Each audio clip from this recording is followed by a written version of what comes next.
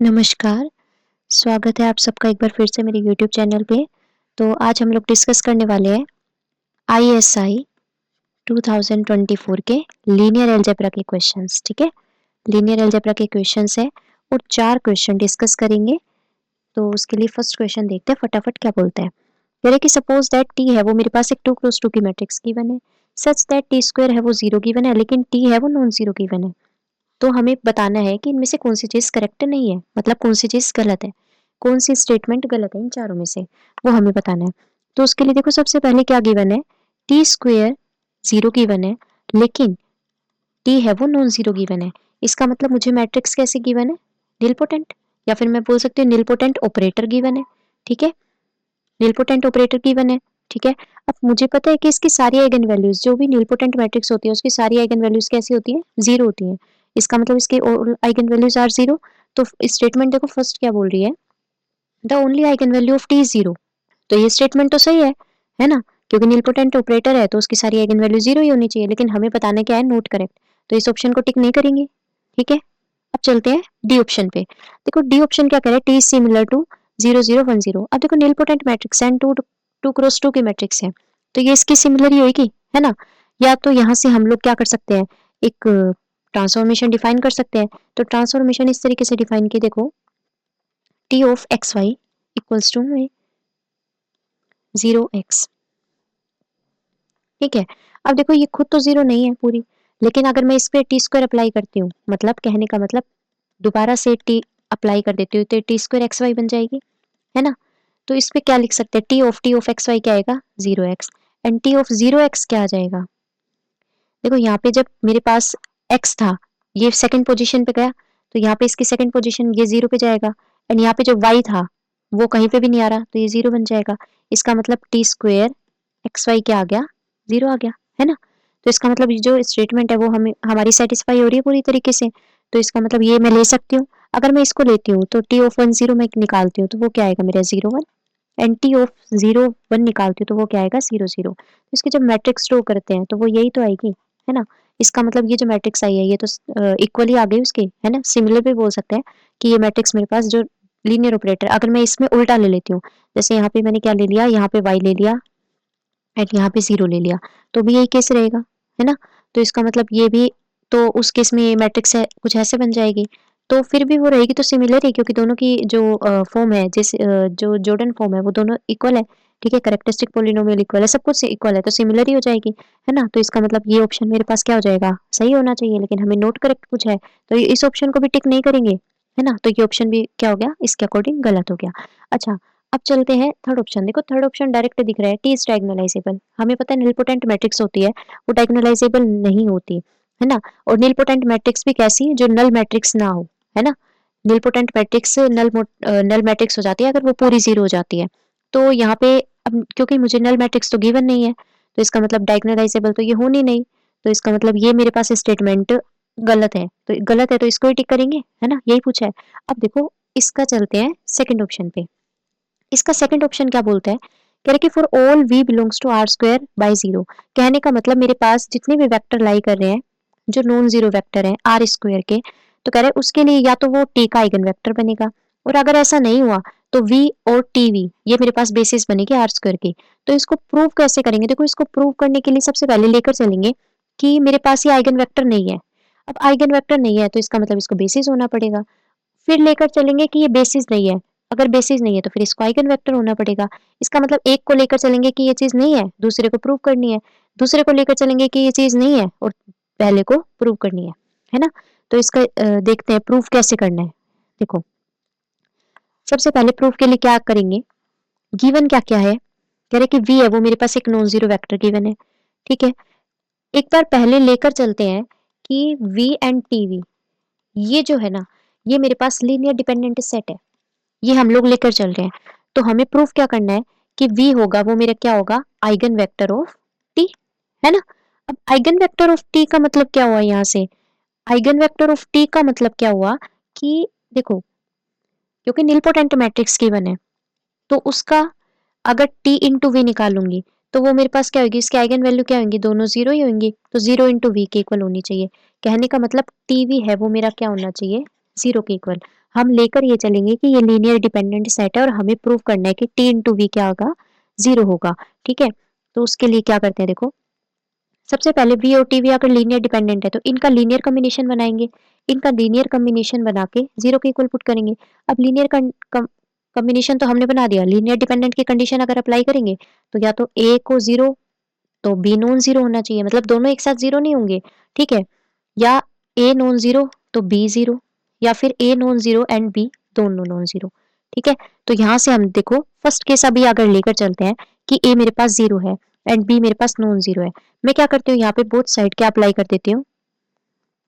हाँ, देखो first case में अगर ए को 0 लिया तो ये डायरेक्ट मैं 0 पुट कर दूं यहाँ पे, और बी को नॉन 0 लिया है तो टी इंटू वी 0 हो गया, है ना। तो यहाँ से क्या निकल गया, टी वी 0। ये तो मेरा फर्स्ट केस के लिए हो गया प्रूफ। ठीक है, अब सेकंड केस के लेकर लेकर चलते हैं कि ए मेरे पास नॉन 0 है एंड बी मेरे पास 0 है। तो जब ए मेरे पास नॉन 0 है और बी मेरे पास 0 है तो यहाँ से मेरे पास क्या आ जाएगा, ए इंटू वी प्लस में 0 इक्वल्स टू में 0, इस वाली कंडीशन में, है ना। इस वाली कंडीशन में क्या आ जाएगा, ये यहाँ पे हम लोग अप्लाई कर देंगे। तो a इंटू वी प्लस में 0 इक्वल्स टू 0, तो यहाँ पे a इंटू वी क्या आया, 0 के इक्वल। अब देखो a तो हम क्या लेकर चले थे, नॉन 0 लेकर चले थे। अब a अगर नॉन 0 है तो v को ही 0 होना पड़ेगा, लेकिन v तो कैसा लेकर चले हैं, नॉन 0, क्योंकि हमें वेक्टर कैसा गिवन था, नॉन 0। इसका मतलब ये कंडीशन तो मेरी कॉन्ट्राडिक्ट कर जाएगी, तो ये वाला केस पॉसिबल ही नहीं है। ठीक है, इस वाले केस के लिए टीवी 0 आ गया। अभी बचता है ये वाला केस, तो इसको भी डिस्कस कर लेते हैं। तो a मेरे पास नॉन 0 है एंड बी भी मेरे पास नॉन 0 है। ठीक है, तो जब ए नॉन 0 है बी नॉन 0 है, अब देखो यहाँ से एक चीज और मेरे पास गिवन है कि टी मेरे पास नॉन 0 था एंड टी स्क्वायर मेरे पास 0 था। तो अगर टी स्क्वायर 0 ही है तो अगर मैं यहाँ पे कोई भी वेक्टर इसके साथ अप्लाई करती हूँ तो वो हमेशा 0 ही देगा मुझे। ठीक है, अब मैं क्या करती हूँ, जो मैंने लीनियर कॉम्बिनेशन लिया था, जो मेरे पास लीनियर कॉम्बिनेशन आया था, लीनियर कॉम्बिनेशन क्या आया था, ए इंटू वी प्लस में बी इंटू में टी वी इक्वल्स टू में 0। इसमें मैं बोथ साइड टी अप्लाई कर देती हूँ। ठीक है, ट्रांसफॉर्मेशन जैसे ही अप्लाई की तो ये मेरे पास क्या आएगा, बी इंटू में टी वी इक्वल्स टू 0। अच्छा, ये टी ऑफ 0 हो जाएगा और ये 0 आएगा क्योंकि ट्रांसफॉर्मेशन है तो 0 की इमेज 0 आएगी। ट्रांसफॉर्मेशन कैसा होता है, अलग अलग पे अप्लाई हो जाता है ना, तो इसको ऐसे कर सकते हैं, टी ऑफ बी इंटू में T of V equals to 0। ठीक है, अब क्या करते हैं यहाँ से, ए स्केलर है, ए तो बाहर आ जाएगा, अंदर क्या बचेगा, टी ऑफ वी प्लस में यहाँ पे सिमिलरली बी स्केलर है, बाहर आ जाएगा, अंदर बचेगा T square V equals to 0। अब देखो टी स्क्वायर वी क्या था, 0 था, इसका मतलब ये चीज तो 0 हो गई, तो बची क्या, ए इंटू में T of V equals to में 0। और ए कैसा था, नॉन 0 था। ठीक है, इसका मतलब टी ऑफ वी को क्या होना पड़ेगा, 0 होना पड़ेगा। तो यहाँ से भी ये कंडीशन आ गई। तो दोनों केसेस से हमने क्या प्रूव कर दिया कि टी ऑफ वी है वो मेरे पास कैसा आ गया, 0 आ गया। और हमें यही तो प्रूव करना था, है ना, यही प्रूव करना था। इसका मतलब ये चीज मेरे पास क्या हो गई, v है वो मेरे पास क्या हो गया, इस t का आइगन वेक्टर हो गया। ठीक है, अब चलते हैं उल्टे केस पे। उल्टा केस क्या बोल रहा है, अब की बार हमें ये लेकर चलना है कि v मेरे पास आइगन वेक्टर नहीं है। ठीक है, t का, तो हमें प्रूफ क्या करना है कि v एंड t v मेरे पास कैसे होंगे, लीनियर इंडिपेंडेंट। लीनियर इंडिपेंडेंट अगर हमने इसको प्रूव कर दिया तो ये आर स्क्वायर के बेसिस से फॉर्म कर जाएगी, क्योंकि इसका डायमेंशन 2 हो जाएगा और 2 डायमेंशन होते ही क्या हो जाएगी, आर स्क्वायर के बेसिस फॉर्म कर जाएगी, है ना। तो हम अब क्या लेकर चल रहे हैं कि v है वो मेरे पास आइगन वेक्टर नहीं है, t का। अब देखो अगर v मेरे पास आइगन वेक्टर नहीं है t का, इसका मतलब t इंटू वी करने पे ये हमेशा नॉन 0 देगा, क्योंकि अगर अगर आइगन वेक्टर होता तो ये 0 इंटू वी देता, है ना। लेकिन आइगन वेक्टर नहीं है तो ये वाली कंडीशन तो गलत ही हो जाएगी। इसका मतलब टी ऑफ इंटू वी क्या आना चाहिए, नॉन 0 आना चाहिए। अब देखो हमें प्रूफ क्या करना है कि ये जो सेट होगा ये मेरे पास कैसा होगा, लीनियर इंडिपेंडेंट होगा। तो लीनियर इंडिपेंडेंट प्रूफ करने के लिए क्या करना पड़ेगा, वही लीनियर कॉम्बिनेशन बनाएंगे। लीनियर कॉम्बिनेशन बनाया, 0 के इक्वल पुट किया, और लीनियर इंडिपेंडेंट अगर है तो इसका मतलब ए और बी इन दोनों को मुझे क्या दिखाना पड़ेगा, 0 दिखाना पड़ेगा, तभी तो लीनियर इंडिपेंडेंट की कंडीशन सेटिस्फाई करेगा, है ना। अब क्या करते हैं यहाँ से, सबसे पहले ये जो गिवन है इसके ऊपर टी ही ऑपरेट कर देते हैं बोथ साइड। तो T of A B direct कर सकते हैं, बी इंटू में टी ऑफ टी से वी, ठीक है, इक्वल्स टू 0, डायरेक्ट अप्लाई कर दिया है मैंने। तो ये आ जाएगा ये, एंड दिस आ जाएगा ये। ठीक है, तो ये यहाँ से क्या बचा, ये तो टी स्क्वायर वी तो वापस से 0 ही हो जाएगा, है ना। तो ये क्या बचा, इक्वल्स टू 0। अब देखो यहाँ से जो टी ऑफ वी था वो मेरे पास कैसा था, नॉन 0 था ना, है ना। ये हम लोग नॉन जीरो लेकर चले थे। इसका मतलब क्या होगा यहाँ से, या तो इसको जीरो होना पड़ेगा या इसको, लेकिन ये तो नॉन जीरो है, इसका मतलब ए को ही क्या होना पड़ेगा, जीरो होना पड़ेगा। अब अगर ए ही जीरो हो गया तो वापस से मैं इसके अंदर ये पुट कर सकती हूँ वैल्यू। तो मैंने जैसे ही इसको ए को क्या पुट कर दिया, जीरो पुट कर दिया, तो ये क्या बचेगा, जीरो। ठीक है, ये चीज तो जीरो हो गई, तो बी इंटू टीवी क्या हो गया, जीरो के इक्वल। अगेन टीवी क्या था, नॉन जीरो था, इसका मतलब बी क्या हो गया, जीरो। इसका मतलब यहाँ से ए भी जीरो बी भी जीरो, दोनों कैसे हो गए, जीरो हो गए। जीरो होते ही क्या हो जाएगा, जो सेट आएगा वो मेरे पास कैसा आ जाएगा, लीनियर इंडिपेंडेंट आ गया। और लीनियर इंडिपेंडेंट होते ही इसकी डायमेंशन क्या हो गई, टू हो गई। डायमेंशन टू होते ही ये क्या हो जाएगा, आर स्क्वायर के सिमिलर हो जाएगा। ठीक है, इसका मतलब ये इसकी जो बेसिस आएंगी वो फॉर्म कर जाएंगी ये, है ना। तो इस तरीके से इसको प्रूव कर सकते हैं। ठीक है, चलते हैं नेक्स्ट क्वेश्चन पे।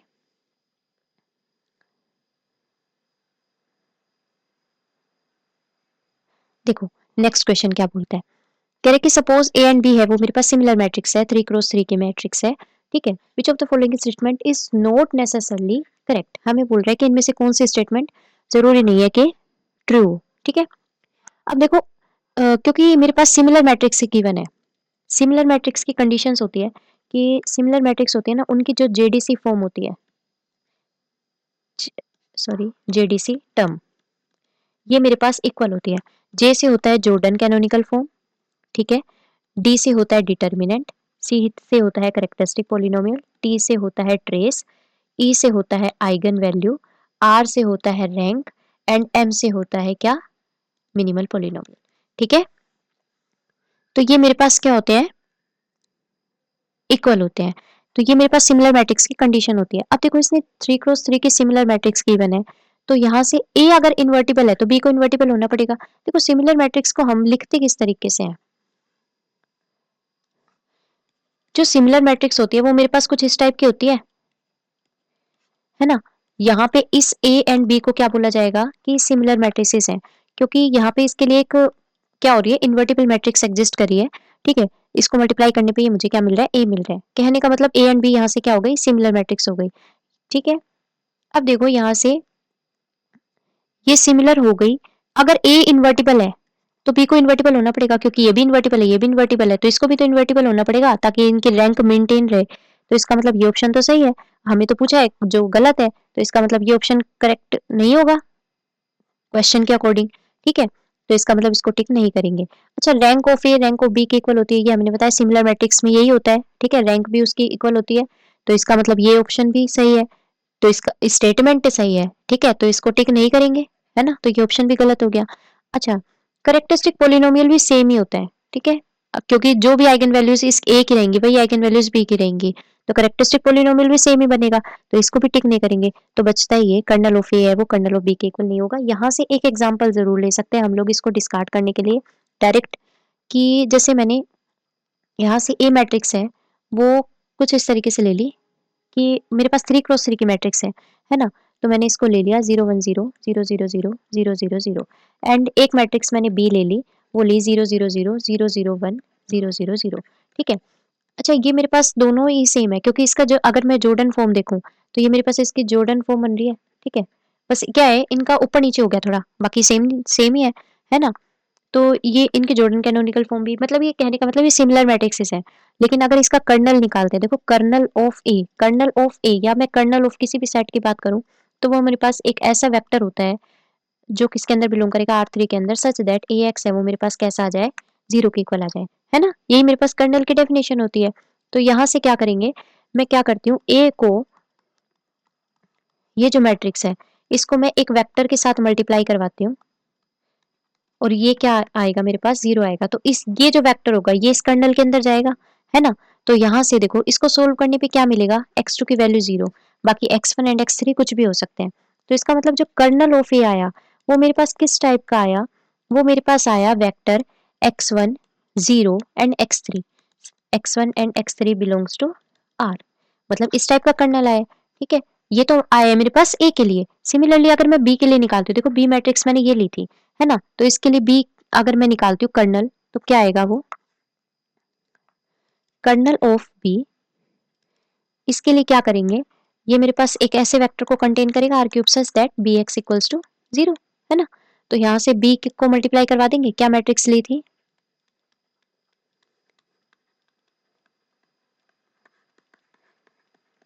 ऐसा हो जाएगा। इसको सोल्व करेंगे तो ये क्या आएगा, x3 इक्वल्स टू 0, है ना। बाकी x1 एंड x2 कुछ भी हो सकता है। तो कर्नल ऑफ बी के अंदर कैसे एलिमेंट्स आ गए, x1 x2 एंड 0 टाइप के, such that x1 and x2 belongs to R। तो देखो इसका कर्नल डिफरेंट आया है, A का कर्नल अलग आया है एंड B का कर्नल अलग आया है। तो इसका मतलब यहाँ पे कर्नल तो सेम नहीं आए, तो इसका मतलब यहाँ ये ऑप्शन क्या हो जाएगा, गलत हो जाएगा। ये जरूरी नहीं है कि ट्रू हो, ठीक है। तो यहाँ से हम क्या कर सकते हैं, इसको डिस्कार्ड कर सकते हैं। तो डी ऑप्शन क्या आ जाएगा, इसका करेक्ट आ जाएगा। चलते हैं नेक्स्ट क्वेश्चन पे। देखो ये क्वेश्चन क्या बोल रहे हैं, कह रहे कि W मेरे पास एक सब स्पेस है R4 का, स्पैन बाय इन वेक्टर से वो स्पैन हो रहा है। स्पैन का मतलब जो भी मतलब मेरे पास सब स्पेस है उसके अंदर जितने भी एलिमेंट्स आ रहे हैं वो इनके लीनियर कॉम्बिनेशन में लिखे जा रहे हैं, ठीक है। And let x denote the sub space of R4 defined by ये। कह रहे कि x है वो मेरे पास एक सब स्पेस को डिफाइन कर रहा है R4 के, और वो इस तरीके से डिफाइंड है। कहने का मतलब देखो इसने क्या बोला है कि x है वो अपने अंदर R4 के वो सारे वेक्टर्स कंटेन कर रहा है जिनका मैं x y के साथ क्या निकालती हूँ, इनर प्रोडक्ट, तो वो मुझे क्या मिलता है, 0 मिलता है। और जहां पे for all y belongs to W, y है वो किसके अंदर बिलोंग कर रहा है, W के अंदर बिलोंग कर रहा है, ठीक है। तो यहाँ से मैं एक बार के लिए मान लेती हूँ कि x है वो मेरे पास क्या है, जैसे इसने गिवन है कि x1 x2 x3 and x4, and y मेरे पास क्या है, y1 y2 y3 and y4, ये मेरे पास गिवन है, ठीक है। तो जब हम लोग नॉर्म निकालते हैं तो नॉर्म कैसे निकालते हैं, सॉरी नॉर्म नहीं, इनर प्रोडक्ट कैसे निकालते हैं, तो वो मेरे पास क्या आ जाएगा, इसको अगर मैं इसे मल्टीप्लाई करूंगी तो ये आएगा x1 y1 प्लस में x2 y2 प्लस में x3 y3 एंड प्लस में x4 y4। ये मेरे पास क्या आना चाहिए, 0 के इक्वल आना चाहिए। बाकी इसने डिफाइन भी करके दिया है यहाँ पे कि ये इस तरीके से डिफाइन करके दिया है इसने, है ना, ये चीज। तो हमें क्या बोल रहा है, कह रहे कि हमें x का डायमेंशन बताना है, यानी ये जो सेट है ना इसका डायमेंशन हमें बताना है कि इनमें से क्या डायमेंशन आएगा। तो यहाँ से देखो क्यों कि जो y है वो मेरा w के अंदर बिलोंग कर रहा है, एंड जो w है वो अपने अंदर ऐसे एलिमेंट्स के लीनियर कॉम्बिनेशन को कंटेन कर रहा है, ठीक है। कहने का मतलब जो w सेट मेरे पास है, सबसे पहले तो w को ही समझना पड़ेगा, है ना। w सेट है वो मेरे पास कैसा है, जो स्पैन हो रहा है किससे, 1 2 3 4 एंड 4 3 2 1, इन एलिमेंट से, यानी इनके लीनियर कॉम्बिनेशन में ये लिखा जा रहा है। जो जो बेसिस काम कर रही है W की, जो W की बेसिस काम कर रही है वो क्या काम कर रही है, 1 2 3 4 एंड 4 3 2 1, यही इसकी बेसिस है ना, W की यही बेसिस है। बाकी तो पूरा सेट इसी से जनरेट हो रहा है। तो यहां से क्या होगा कि मैं अगर इसके अलावा भी कोई एलिमेंट ले लेती हूँ W के अंदर तो वो इनके लीनियर कॉम्बिनेशन में लिखा जाएगा। अब मुझे क्या गिवन है कि x और y का जो इनर प्रोडक्ट है वो 0 है, ठीक है। y मैं एक बार लूंगी 1 2 3 4, एक बार मैं लूंगी 4 3 2 1। अच्छा आगे मैं जो भी लेती हूँ वो इनके लीनियर कॉम्बिनेशन में आएगा। और x को मैं ले लेती हूँ x1 x2 x3 and x4, ठीक है। तो यहाँ से x1 x2 x3 and x4 इनका लीनियर कॉम्बिनेशन अगर मैं करवाती हूँ 1 2 सॉरी इनर प्रोडक्ट करवाती हूँ इसके साथ, तो ये मेरे पास क्या आएगा, x1 प्लस में 2x2, है ना, प्लस में 3x3 और प्लस में 4x4, ये आएगा। सिमिलरली अगर x1 x2 x3 and x4 का 4 3 2 1 इसके साथ करवाती हूँ तो क्या आएगा, 4x1 प्लस में 3x2 प्लस में 2x3 एंड प्लस में x4। अच्छा इनके अलावा भी मैं कोई एलिमेंट लेती हूँ, जैसे मान लो मैंने इनका एक लीनियर कॉम्बिनेशन ही ले लिया 5 5 5 एंड 5, इनका लीनियर कॉम्बिनेशन ही है। अगर उसको इसके साथ करवाती हूँ तो 5x1 प्लस में 5x2 प्लस में 5x3 प्लस में 5x4, और जितने भी एलिमेंट आ रहे हैं अगर उनका सबके भी साथ करवाती हूँ तो वो कुछ इस टाइप के आ जाएंगे। अच्छा अब मुझे क्या करना है, यहाँ से एक्स सेट जो गिवन था वो क्या गिवन था, वो सारे एक्स को अपने अंदर कंटेन कर रहा था R4 के, सच दैट के एक्स वाई का जो इनर प्रोडक्ट आ रहा है वो 0 के इक्वल आ रहा है for all y belongs to W। इसका मतलब x है वो अपने अंदर कैसे एलिमेंट कंटेन करेगी, x1 x2 x3 x4 type का, सच दैट किस तरीके से कि इनका ये मेरे पास क्या आना चाहिए, 0 के इक्वल आना चाहिए। तो यानी ये इक्वेशन x1 प्लस में 2x2 प्लस में 3x3 प्लस में 4x4 इक्वल्स टू 0, ठीक है। ये इक्वेशन 4x1 प्लस में 3x2 प्लस में 2x3 प्लस में x4 इक्वल्स टू में 0। इक्वेशन तो और भी आएंगी, ये भी आएगी, इसके अलावा बहुत सारी आएगी, ठीक है, इनफाइनाइटली मैनी आएगी, अनकाउंटेबल्स आएंगी, ठीक है, क्योंकि इनके लीनियर कॉम्बिनेशन में लिखी जा रही है वो चीज। तो अगर मैं ये इक्वेशन लिख भी दूंगी तो क्या ही फायदा, क्योंकि मुझे पता है कि ये इन दोनों की ही लीनियर कॉम्बिनेशन से सब कुछ बनेगा, है ना। इसका मतलब देखो यहाँ से अब मेरे पास मुझे क्या निकालना है, डायमेंशन निकालना है। वेक्टर्स जो सॉरी वेरिएबल्स है वो मेरे पास 4 यूज हो रहे हैं एंड यहाँ पे 2 LI कंडीशंस है, ये मेरे पास लीनियर इंडिपेंडेंट है, क्योंकि यहाँ पे ये मेरे पास कैसी है, अगर इसको सोल्व भी करते हैं, देखो इसको मैं लीनियर इंडिपेंडेंट कैसे चेक करूंगी, मैं इसको ऐसे बना लेती हूँ 1 2 3 4 एंड 4 3 2 1, मैंने इसकी मैट्रिक्स बना ली। इसको क्या करेंगे, रो रिड्यूस्ड एक्लन फॉर्म के अंदर कंटेन करेंगे, कन्वर्ट करेंगे, कन्वर्ट करने के बाद हमें ये दो रो कैसे मिलेंगे, नॉन जीरो मिलेंगी, ठीक है। और यहाँ पे दो फ्री वेरिएबल्स मिलेंगे, एक पाइवेट तो यहाँ पे आएगा, एक पाइवेट यहाँ पे आएगा, और ये जो जो दो वेरिएबल्स बचेंगे फ्री बचेंगे। तो फ्री वेरिएबल्स ही क्या बताते हैं, डायमेंशन बताते हैं। तो इसका मतलब इसका जो डायमेंशन आ जाएगा वो 2 आ जाएगा, है ना, इसका डायमेंशन टू आ जाएगा। और इससे अगर यहाँ से भी करना चाहे तो 4 वेरिएबल्स तो यूज हो रहे हैं, लेकिन हमें जो लीनियर इंडिपेंडेंट कंडीशन है वो कितनी है, 2 है, तो 4 में से 2 गए 2, तो यहाँ से इस तरीके से भी हम लोग कर सकते हैं। तो डायमेंशन कितना आ जाएगा, 2 आ जाएगा, है ना। तो डायमेंशन मेरे पास क्या आ जाएगा, 2 आ जाएगा, बाकी के ऑप्शंस गलत हो जाएंगे, ठीक है। अब चलते हैं नेक्स्ट क्वेश्चन पे। देखो नेक्स्ट क्वेश्चन क्या बोल रहे हैं, कह रहे हैं कि मेरे पास एक मैट्रिक्स मैंने कंसिडर करी, ये मैट्रिक्स मुझे गिवन है, तो इनमें से कौन सी स्टेटमेंट सही है, ठीक है, आपकी बार करेक्ट बताना है। तो देखो ए क्यूब है वो 0 के इक्वल है क्या, यहाँ पे जब देखो ए को मैं मल्टीप्लाई करवाऊंगी, अगर मैं इसकी फर्स्ट एंट्री ही देख लेती हूँ तो ये 3 है, अगर मैं इसका ए स्क्वायर भी करवाती हूँ तो यहाँ पे फर्स्ट एंट्री पे 9 आ जाएगा, है ना, फर्स्ट एंट्री पे 9 आ जाएगा, क्योंकि अगर मैं ये करवाती हूँ, जैसे मैंने ये इसका स्क्वायर ही करवा दिया, तो ये क्योंकि नील पोटेंट मैट्रिक्स भी नहीं है ये, है ना, तो अगर मैं इसका ये करवाती हूँ, इसको इसके साथ करवाए तो 9 आ गया, ठीक है, आगे कुछ भी करवाते रहना। तो कहने का मतलब ये जो फर्स्ट एंट्री है ये तो हमेशा नॉन जीरो ही रही, है ना, और नॉन जीरो रही तो फर्स्ट एंट्री से ही पता चल गया ये कभी भी जीरो के इक्वल नहीं आएगी, चाहे कोई भी पावर कर ले, इसका मतलब ए क्यूब तो नॉन जीरो होना चाहिए। तो ये ऑप्शन गलत हो गया, है ना, इसको टिक नहीं करेंगे।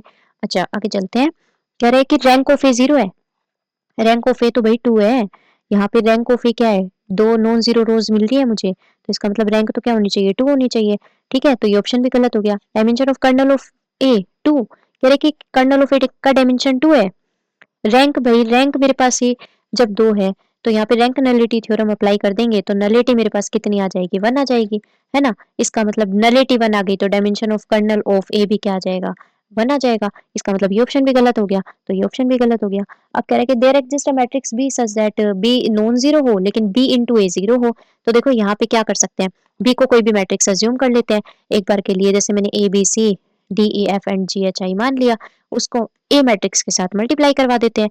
ए मैट्रिक्स क्या थी, 3 1 5 0 2 0 एंड 0 0 0, और ये क्या आनी चाहिए, 0 के इक्वल आनी चाहिए।